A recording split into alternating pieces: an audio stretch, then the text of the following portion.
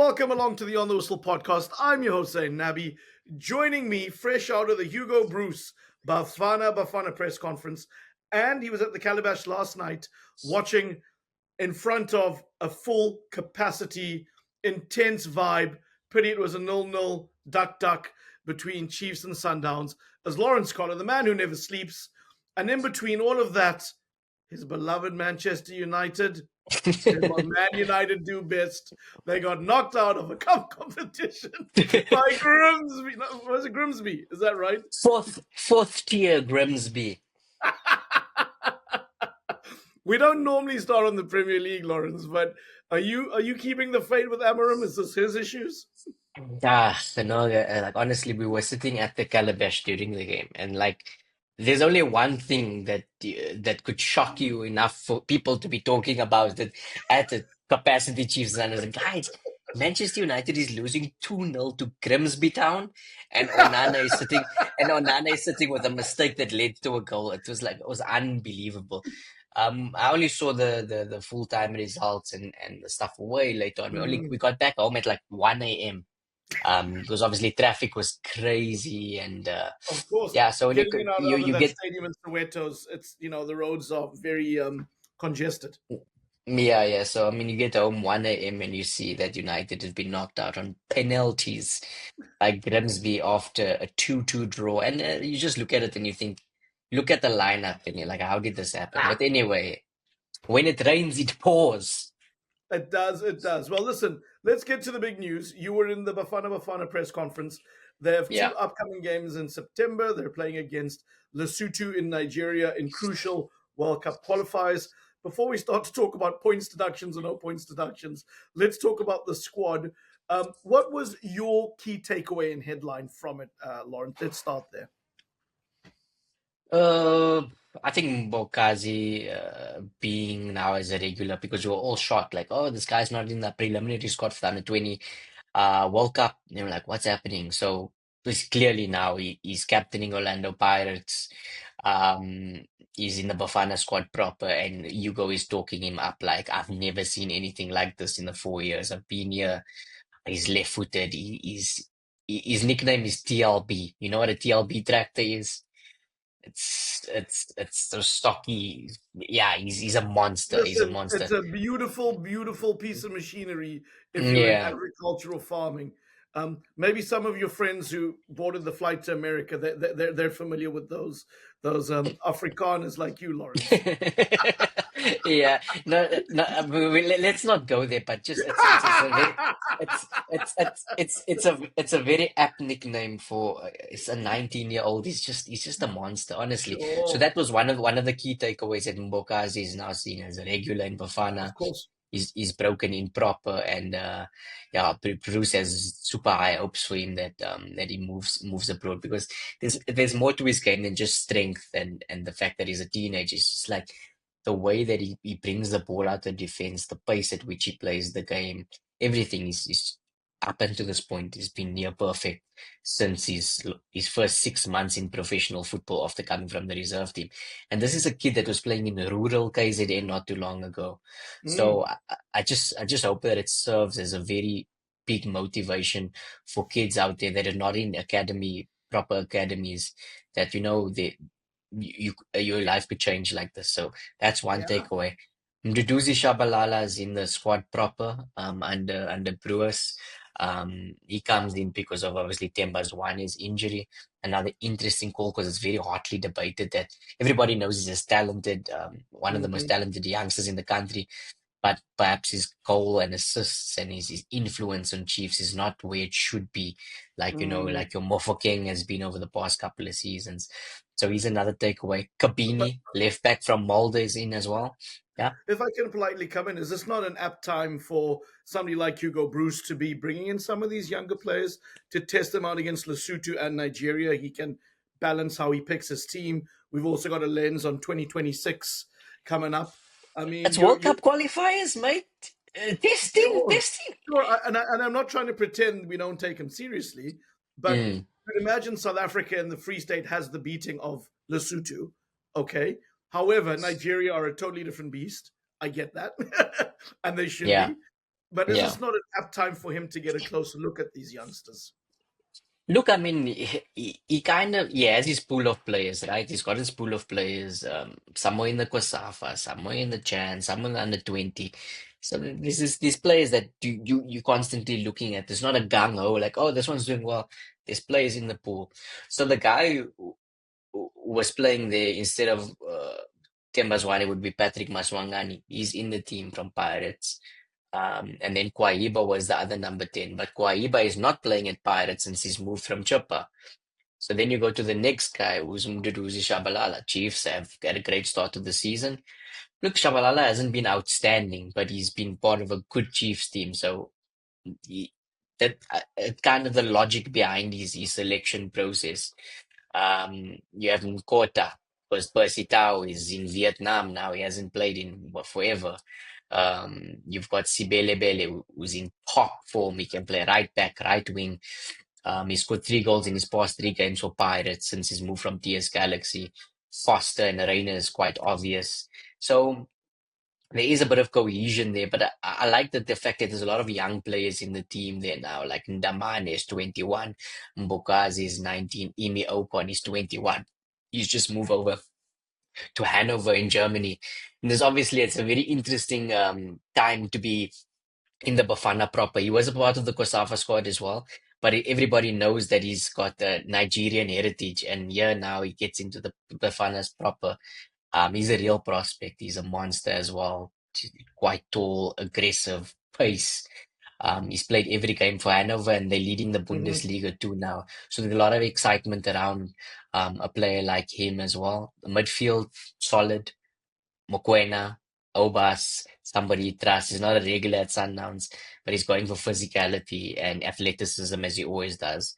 Mbata, and then Luke Leroux, who's joined Portsmouth recently as well in the English Yes. Championship, makes the squad as well. I got to ask you something that's often on our radar, Lawrence, is Kulisu Mudau. He's obviously having issues at Sundowns. There's a standoff there Uh, with the he's contractual not issue. in. I mean, what was the conversation that Bruce has had with Mudau? Because we know he's been crucial to both Sundowns and Bafana, and he's not in action at the moment. And I know that this was addressed at the press conference. Yeah, look, I mean, I spoke off the record to Cardoso recently. Um, he really just wanted Khaleesi to come back to training, even if there's a standoff in the contractual talks, because there was obviously interest in his services from North Africa, I think Iran or Iraq as well, Israel as well. So there was like obviously some US dollars being thrown around there in the off season, that could have spun his head a little bit to say, hey, like. Look, these are the type of offers. I don't think the transfer offers were much, given the fact that he is a 30-year-old playing in the PSL, which many suitors would deem but they don't understand the level of his importance for club and country. Mm. So Sundowns are like, dude, we're not going to give our best right back in the country for peanuts. And he's on the other end saying, you see these numbers these guys are offering me. So that's probably where the friction was created. Then you look at Ribeiro Costa, he disappears. Um, I don't know who advised Mudau to say, hey, don't come to training, but probably, you know, it would accelerate the process, and everybody knows that. You would know, But listen, if but I but, abstain, but with respect, Lawrence and I, and obviously, look, you signed a contract. yeah, yeah. You should see out that contract, but things happen, things change. A team like Sundowns has an abundance of talent. They have an abundance of money. So for them to let these good servants of the team go doesn't seem like that's too far a stretch. Or are they worried about setting precedents? I don't know really what's. I, you get first team players and you get key players. He Yes, falls into that. there's a He falls difference. into that. The Yeah, key he falls players, into right? that I get that. key player. Yeah, him, Mudau, Ribeiro Costa, and These guys you wouldn't don't be want to forcing lose moves key if they weren't players. key players. Yeah, yeah, yeah. I mean, if an offer came for Actually, this is actually a very debatable topic because I mean, Kutlwano Letlaku had the interest from a Portuguese club, which nobody wants to divulge the name of the club. But apparently, the transfer offer could have gone as high with add-ons as to 30 million. And Sundowns also rejected him, and he's not considered a key player. He's But like an 30 million emerging rand in talent, the you South know? African League is good money. 30 million rands not to be sniffed at. Okay, Yeah, Sundowns but would they argue feel, otherwise with all the money they have, but it's good money. yeah, yeah, but I mean, there's obviously so many aspects to it. The player would want to go and test himself in Europe and potentially develop, go to Europe at a young age at 19. He just won the AFCON. He's going to the FIFA Under 20 World Cup. It would be a good time for him to go, but they see him as like, this is Mm, our asset. We're paying him. Costa is able. So you're going to get opportunities here. It might come to look very unfair if Sundowns go around and sign two wingers before the window closes and then you kept this young kid here. Look, I mean, it's up to it's a club's prerogative what they do with the players. They're under contract and obviously this whole issue with Costa and the Diarra law and it's mm, creating very interesting time in South African football, in African football, in global football actually.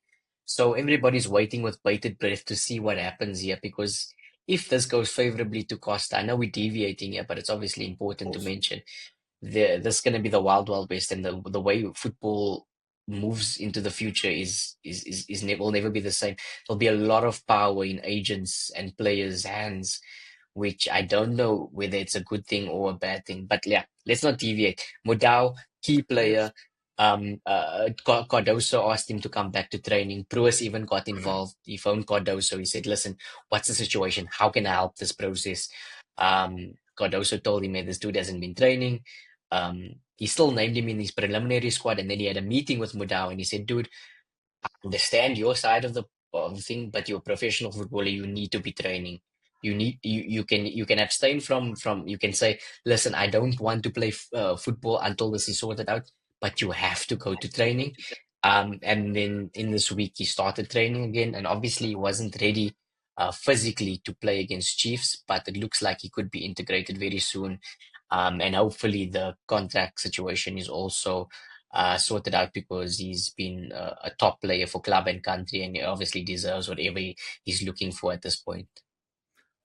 Nigeria, Lesotho coming to the Free State Stadium. Fans Mm, there, Siwelewele, Siwelelele. Give them a royal mm. welcome. Remind them where they are, because now you'll be supporting Bafana Bafana. What do we expect? One win, one draw. One win, one loss. Two Um, wins. I'm ex I'm expecting sold out affairs in both games for sure. Um, a morale boosting win over Lesotho, a hard fought, a scrappy win over Lesotho, and then I'm expecting a void defeat against the big Nigerians. So Niger. set up to take a point. I wouldn't say that. I think Because I mean, Bruce listen, is Nigeria scared of us. well, this is what I was going to say. Like, it's not like this is, look, I know they beat us in the semifinals of the AFCON, but Yeah, sorry, barely. It yes, was they did. The it, semifinals of the AFCON. But yeah.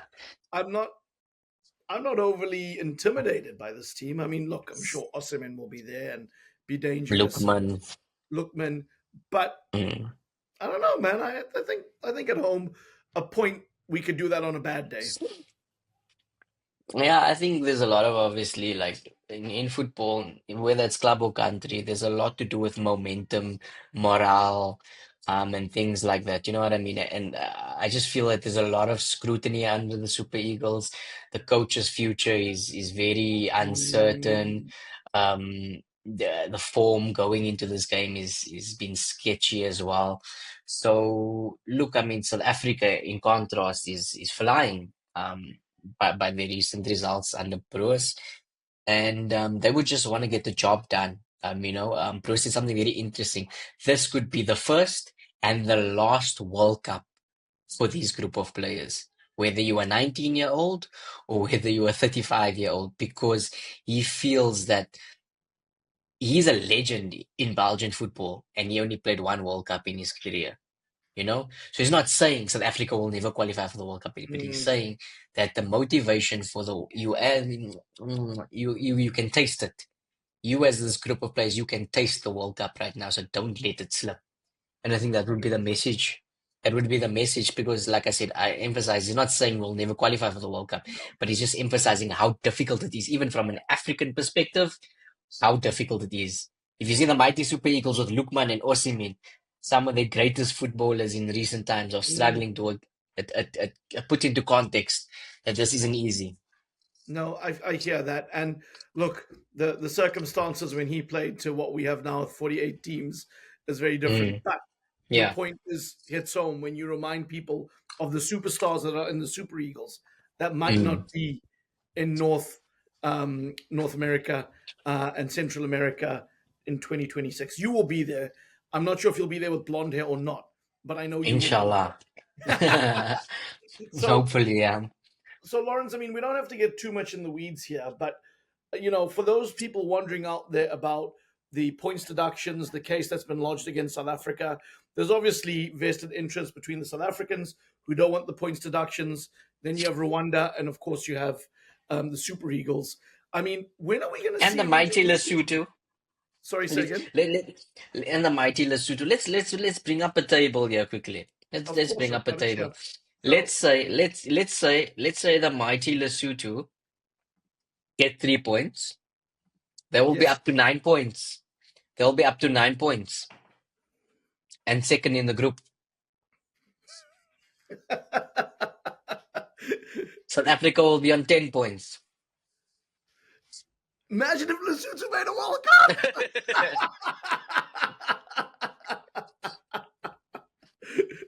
That's my point here. This is so crazy. so, but Nigeria would be fifth.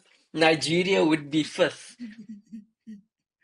in a six-team group of the World Cup going into the final few games. That is Could you imagine? Could you mental. imagine South Africa beats the Super Eagles this weekend and goes, "Take the points, take the points, take it, take it, take Yeah, yeah. That would be crazy. it." But But I mean, South Africa's also playing Lesotho, so of course, look, of it's. course.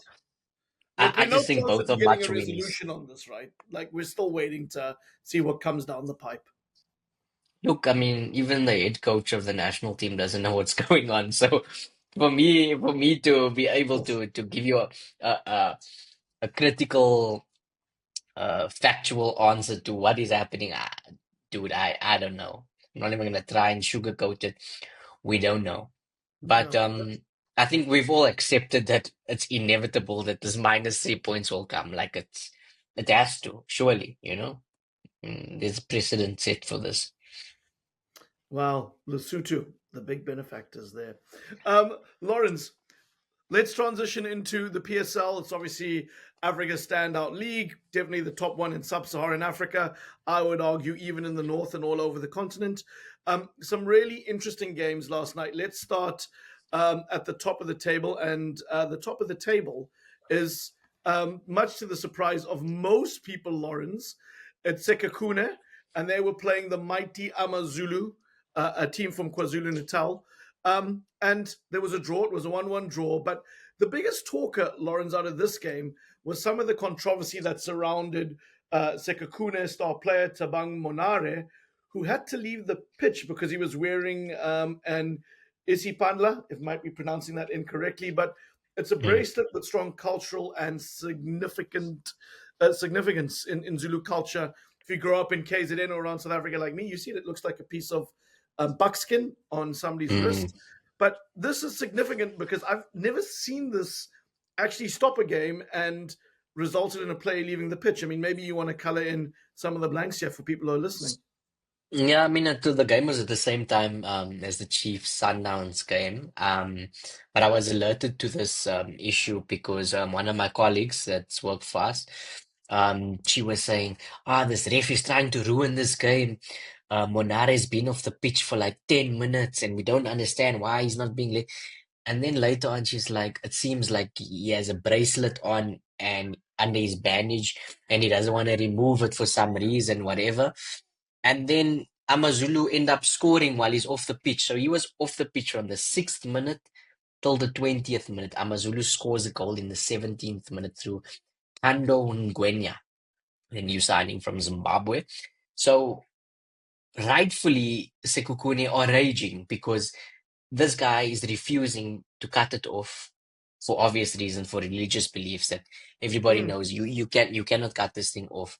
And then mm. eventually Tinkler takes him off because he can't be having a back and forth while his player is off the pitch and they're 10 men down for more than 15 minutes. 100%. And my understanding it was Cedric Muvali who was the referee. And look, I'm not an expert on the cultural significance of The bracelet, yeah. that he was wearing. Like, I'm not an Spandla, expert. The Spandla. spandla, sorry. But Mm. I know you don't cut it. I know that's something that I'm surprised the referee didn't. And this is very common practice in South Africa. What am I missing? I mean, I know FIFA regulation, Lorenz, that don't allow the wearing of bracelets and chains and rings, but this is a very different It's scenario. bizarre. It's bizarre. And given the fact that they were playing a team from KZN, um, he suggested that three Amazulu players played with theirs for the full 90 minutes. And So I that can makes it totally even believe more that, right? crazy. Yeah, yeah. Yeah, I Totally mean, these believe guys are that. from Yeah. KZN, yeah. And I look, I mean, I'm not Zulu. I don't know like you. I don't know much Sure. about it, but I've seen players wear it. I've seen, people in the media wear it and whatever. And I, I don't know. I don't understand what the issue was. Apparently, the fourth official kind of alerted to the fact that um dude go to the dressing room and put maybe a red bandage on instead of a white bandage. And then he said no. He said, okay, I'll do that. And then the ref was like, no, cut it off. So that's all we know from here. And I can't be the judge or the jury of what happened Sure. really. And again, I understand the FIFA rules. And if this was happening in a European game where there was no cultural understanding of South Africa, You'd I understand can what see why happened. Yeah. this is it. But this seems Mm. totally unnecessary. Let's bring matters to the pitch because obviously Eric Tinkler didn't want to talk too much about this after the game. He Yeah, yeah, basically yeah. diverted all questions to the referee. But Mm. Sekhukhune, magnificent. They're topping the Premier Soccer League. I mean, are you surprised by this? I mean, what have you made of their start, which sadly somewhat was blighted yesterday against Amazulu. Yeah, obviously they scored a late equalizer. They apparently celebrated like they won the World Cup. So look, I mean, it's you can see the togetherness. There's a lot of quality in this team. It's not a fluke. They've been growing season in, season out, constantly improving their team. Hugo Broos said that he believes that they're the best football team at the moment in the PSL in terms of the quality of football that's on display. They've got a war horse, a war veteran in Bradley Grobler that's there for the poaching. And they've been quite consistent in the selection. I just think it's a very interesting team because they've got like a lot of players their right back, Mm, their left back, their new centre back all come from the lower ranks. Two of them were playing in the varsity football, so it makes me a little bit excited because it was like part of that, that rugby conversation that we were having the other day about, mm. coming through the system and to see a guy that was at UJ in varsity football a couple of years ago. I personally watched him and he was phenomenal. I was telling a lot of clubs sign this guy, and they're like, "Ugh, who's he? He's playing for Sekhukhune. He's doing really well." The centre back, he was playing for, if I'm not mistaken, University of Free State. Mm. I'm, I could be mistaken, but yeah, and he came through to the NFD with Castric Stars, and now he's with Sekhukhune. So there's a lot of like nice things. There's nice things to be excited about. And the club looks like it's going from strength to strength. Ambitious owners building a training ground at the moment. Kind of still wheeling and dealing for sponsors at the moment, but it's a team that's growing. I mean, they're not even 5 years old yet, so Sure.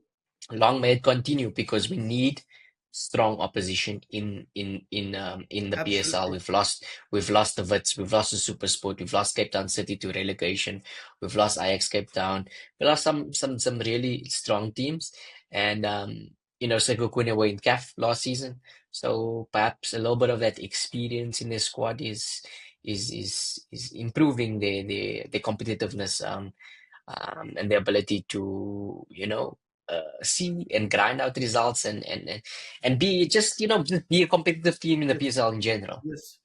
And Lawrence, I'm gonna just give everyone a log update or a table update soon of where Mm. everyone's standing. But I just want you to acknowledge one thing: Durban greater than Cape Town. Just say it.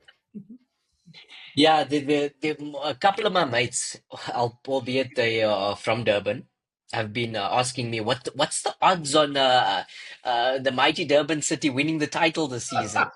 They've, Well. Let me they've let been me. asking me.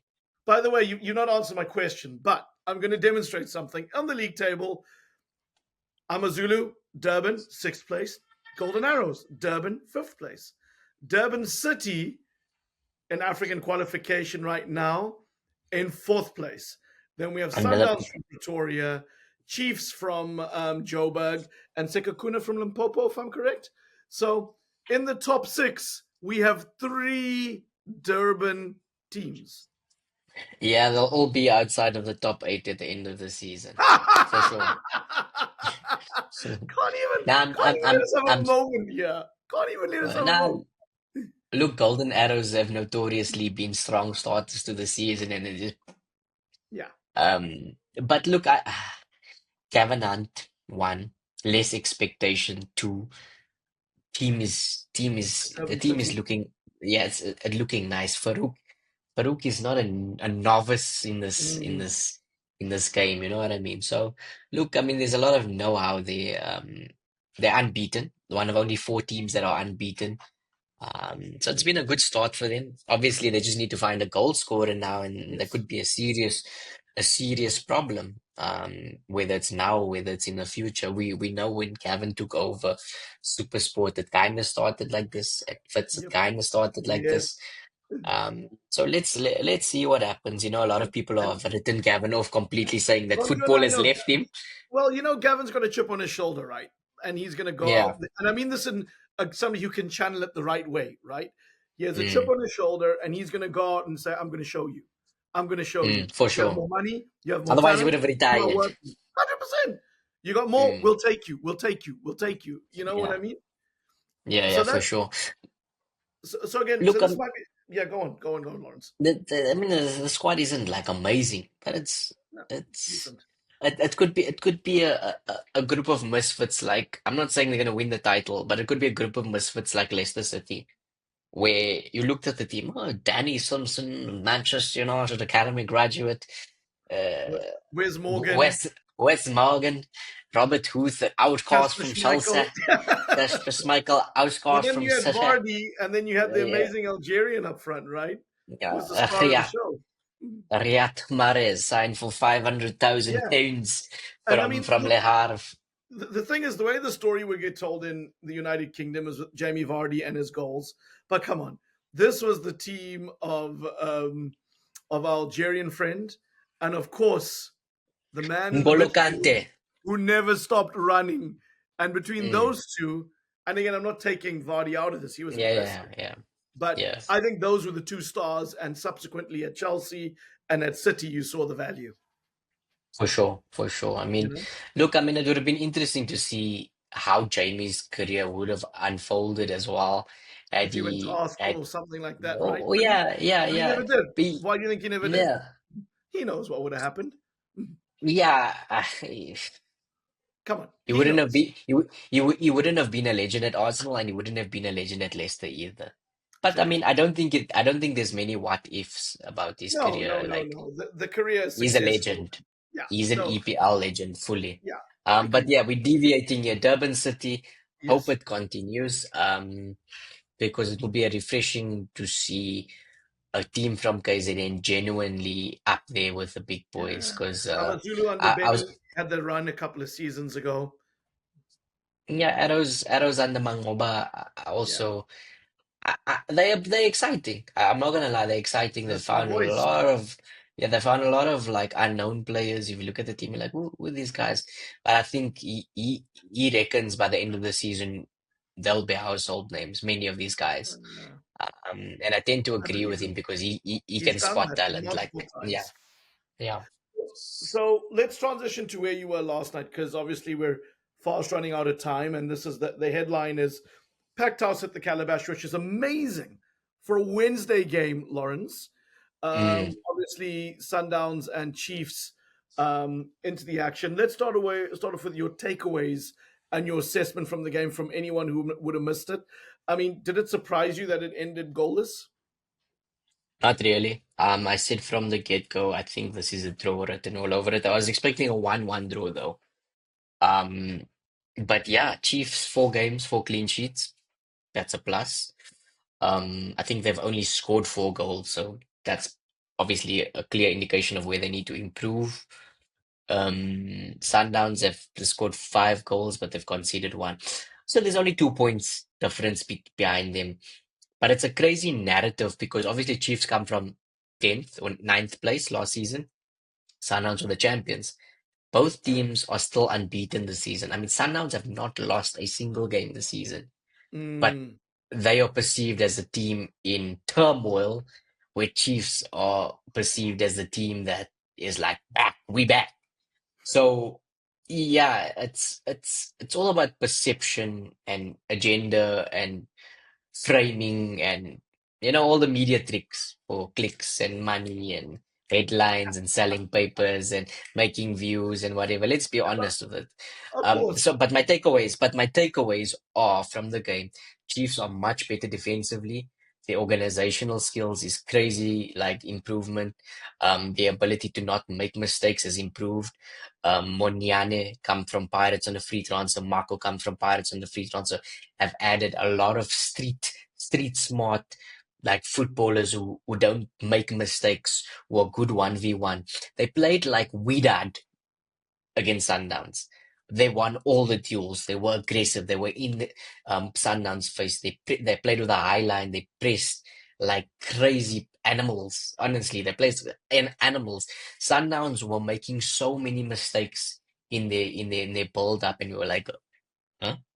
Even though if you look at the data, you'll see, oh, Sundowns had 70% possession, they had a superior passing accuracy, but they weren't really doing things that could have hurt Chiefs, where Chiefs Mm, had the opportunities with their less possession to have actually put the game away.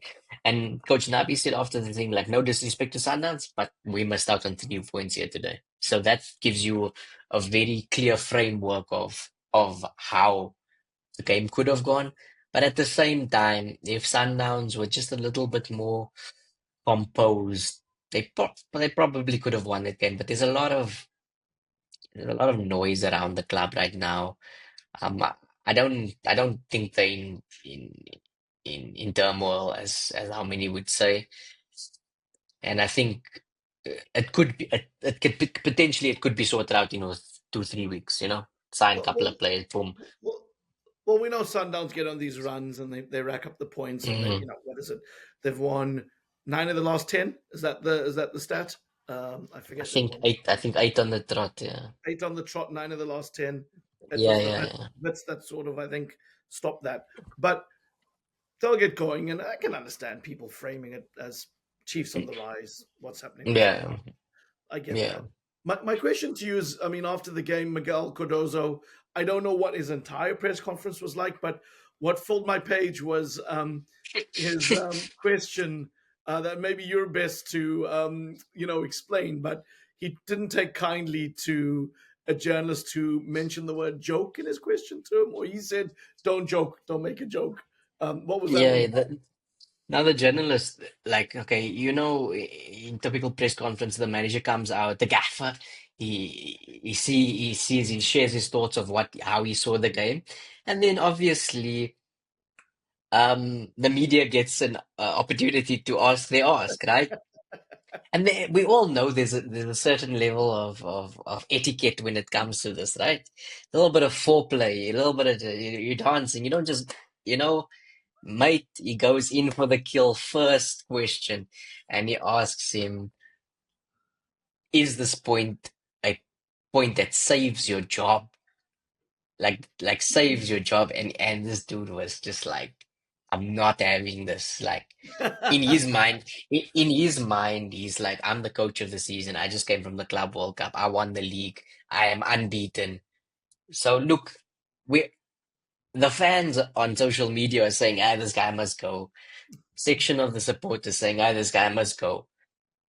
But it's all perception and how you look at it, how you frame it, and things like that. But anyway, he was not having it. He said, next question, don't joke with me, mate. And we moved on. But every single question that was asked to him had a negative spin or connotation, and he was just getting more irritated, more irritated. And then eventually, Mark Gleason's son, Nick Gleason, funny enough, is now in the media industry. Was Mark the Leeson, one of the doyens of South African and African uh, media. his son is now a registered accredited journalist, a good guy as well. And then he was the first one to ask a positive question about Malibongwe Khoza coming from Chan, and having a very good performance, and obviously that lightened up his mood and whatever. But anyway, he's under pressure for sure. But I think he's also just frustrated at the fact that the transfer business has been really poor, Mm, really poor this window. I mean, it was clear at the Club World Cup that they needed wingers, they needed potentially a new centre back and a new midfielder. Um, that's what they needed. And what did he get? A sixth left back. mm. So obviously he's frustrated. But yeah, it's going to be interesting to see this weekend. I think they are playing Stallies, if I'm not mistaken. Let me just double check here. Let's Which, have a look. Let's have a look. yeah, I think they're playing Yes, Stallies, and Stellenbosch. that's as tough as it gets, eh? Away from home. So yeah, it's a must win. It's a definite must win, and they need. I don't think the fans are upset about the results. I think the fans are upset about the performances more than anything. Sure, They don't. They say they don't recognize. Well, most of them say they don't recognize their team anymore. sure, sure. Well, listen, Lawrence, it's been fantastic chopping it up with you. For those listening out there, and those Sundowns fans, and we know you exist, do you think the team still looks like the way it does? If it does, you got to come find us on social media, OTW_podcast on X and Instagram and TikTok. Also, please do search for us on YouTube or whatever platform you get your podcasts at the On the Whistle podcast, not forgetting Facebook, which will be the same search. Talk to us, send us your comments, let us know what you think. But if you ask me, Lawrence, like I said earlier, I think it'll be a matter of time before Sundowns get on that roll. I hope I still think Sekhukhune they're the can stick best. around. I hope Durban City can, you know, create some Mm. waves from Itaqueni waves. But we'll wait and we'll see. And of course, Golden Arrow's my team now with the Godfather back, Mankoba Magniti, back where he belongs. In a good way. Bafana Bestende. Exactly. I mean, you want to Yeah, but call I yourself think, look, I Bafana think Bafana? Sundowns. We're the Uh, backyard boys. Go on. I think Sundowns is still the best team in the league, and they'll still win Yeah, the league. I still back them. They can just sign two wingers the coach has been asking for, and done. Yeah, they'll be absolutely. back to where they should be. Because I mean, it's Costa not being there has been, it's quite Mm, evident that they're missing it. But anyway, yeah, good to perfect. wrap it up in 40 minutes, as promised, as delivered. Absolutely. Lawrence, always a pleasure speaking with you. We'll have you on soon. Thank you for all your analysis. And I hope you get some rest before a busy weekend, my friend. I'm gonna go play some five-a-side football now. Much needed exercise before a Wow. long weekend. So yeah, Hopefully, no two-footed, no two-footed tackles on Lawrence. n- no. Shoe shine and piano tonight. Enjoy, brother. Cheers. Bye.